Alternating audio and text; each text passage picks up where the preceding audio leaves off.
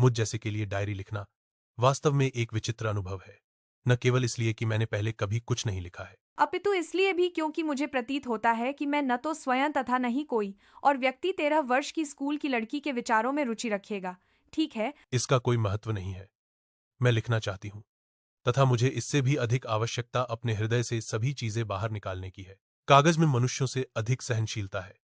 मैंने इस कथन के बारे में उन दिनों सोचा जब मैं थोड़ी सी उदासी अनुभव कर रही थी तथा अपने हाथों में अपनी ठोड़ी को पकड़े हुए घर पर बैठी हुई थी, उदास, शक्तिहीन तथा यह सोचती हुई कि क्या मुझे घर रहना चाहिए या बाहर जाना चाहिए। अंत में जहां थी वहीं पर सोचते हुए बैठी रही।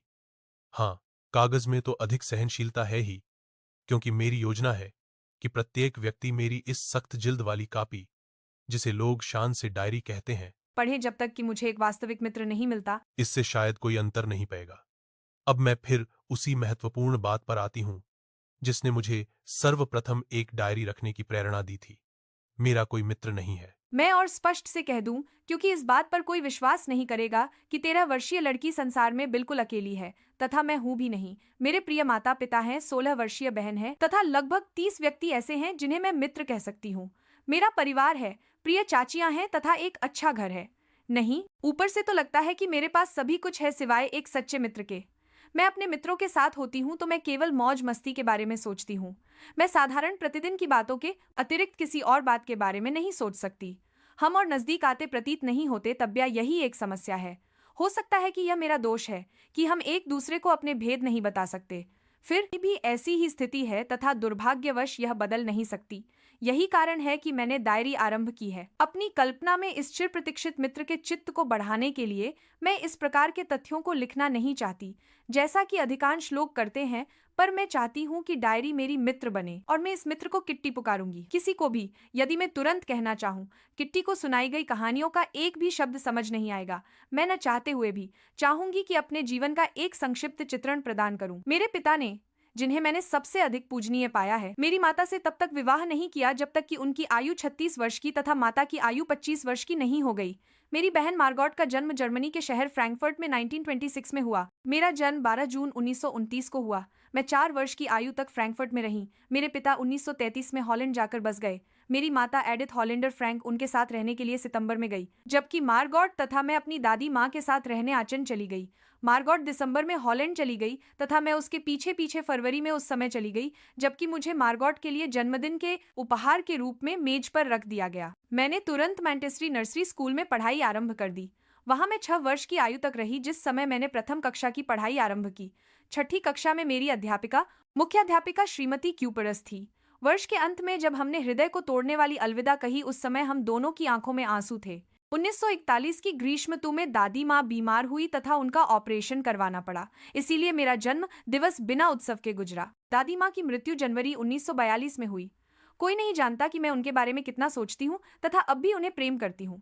1942 में यह जन्म दिवस उत्सव दूसरे की क्षतिपूर्ति के आशय से मनाया गया तथा दूसरी मोमबत्तियों के साथ दादी माँ की मोमबत्ती भी जलाई गई। हम चारों का स्वास्थ्य अभी भी अच्छा है तथा इसके साथ मैं आज की तारीख 20 जून 1942 पर आती हूँ तथा अपनी डायरी के प्रति पवित्र समर्पण पर। प्रीतम किट्टी, शनिवार 20 जून 1942। हमारी पूरी कक्षा पूर्णतया भय व घबराहट से कांप रही थी।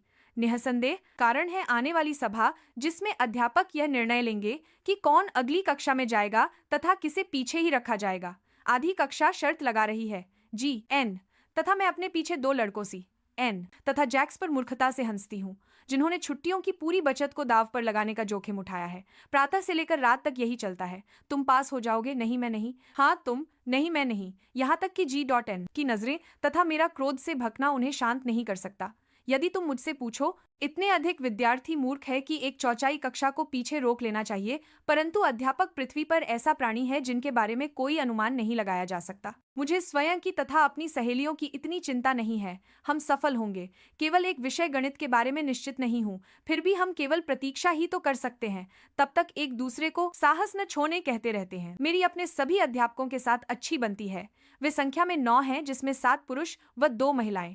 श्रीमान कीसिंग, पुराने विचारों वाला बुहा व्यक्ति जो गणित पाता है, मुझसे वर्षों से नाराज था क्योंकि मैं बहुत बोलती थी।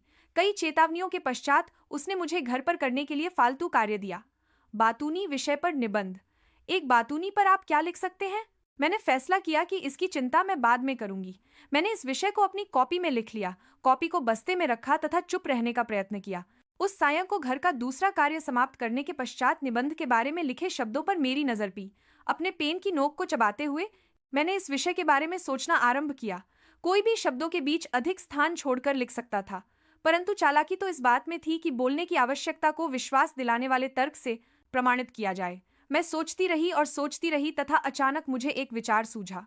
मैंने श्रीमान कीसिंग द्वारा कहे गए 3 पृष्ठ लिख दिए तथा मैं संतुष्ट थी। मैंने तर्क दिया कि बोलना तो विद्यार्थी का एक विशेष गुण है तथा मैं इसे यथाशक्ति अपने नियंत्रण में रखूंगी, परंतु मैं अपनी इस आदत को पूर्णतया कभी छोड़ नहीं पाऊंगी। यदि अधिक नहीं तो मेरी माँ भी इतना ही बोलती थी तथा आप विरासत में मिले गुणों के बारे में अधिक कुछ नहीं कर सकते। श्रीमान कीसिंग मेरे तर्क पर बहुत हंसे, पर जब मैं अगले पाठ में फिर बोलने लगी तब उन्होंने मुझे एक और निबंध दे दिया। इस बार यह था एक ऐसा बातूनी जिसे सुधारा न जा सके। मैंने यह भी लिखकर दे दिया तथा श्रीमान कीसिंग ने अगले 2 पूरे पाठों तक शिकायत नहीं की, पर तीसरे पाठ के दौरान काफी हो चुका था। कक्षा में बोलने के लिए दंड के रूप में quack quack quack mistress chatterbox ने कहा, विषय पर निबंध लिखो। कक्षा में शोर हुआ। मुझे भी हंसना पा, यद्यपि बातूनी जैसे विषयों पर लिखने का मेरा कौशल समाप्त हो चुका था। अब समय आ गया था किसी और विषय पर लिखने का, किसी मौलिक विषय पर। मेरी सहेली सेनी ने इस निबंध को आरंभ से अंत तक पद्य में लिखने में सहायता की पेशकश की और मैं खुशी से उछल पई। श्रीमान कीसिंग हास्यास्पद विषय से मेरे साथ मजाक करने का प्रयत्न कर रहे थे, परंतु मैंने यह सुनिश्चित किया कि मजाक उनके साथ हो। मैंने अपनी कविता समाप्त की तथा यह सुंदर थी। यह एक माता बत्तख थी। वह पिता हंस तथा 3 छोटे बच्चों के बारे में थी, जिन्हें पिता ने काट कर इसलिए मार डाला था क्योंकि वे बहुत बोलते थे। सौभाग्य से श्रीमान कीसिंग ने मजाक तुरंत पकड़ लिया। उसने अपनी टिप्पणी को जोड़कर उस कविता को कक्षा में सुनाया तथा दूसरी कक्षाओं में भी सुनाया। तब से अब तक मुझे बोलने की अनुमति है तथा मुझे कोई फालतू घर का कार्य नहीं दिया गया। इसके विपरीत कीसिंग आजकल सदैव मजाक करते रहते हैं।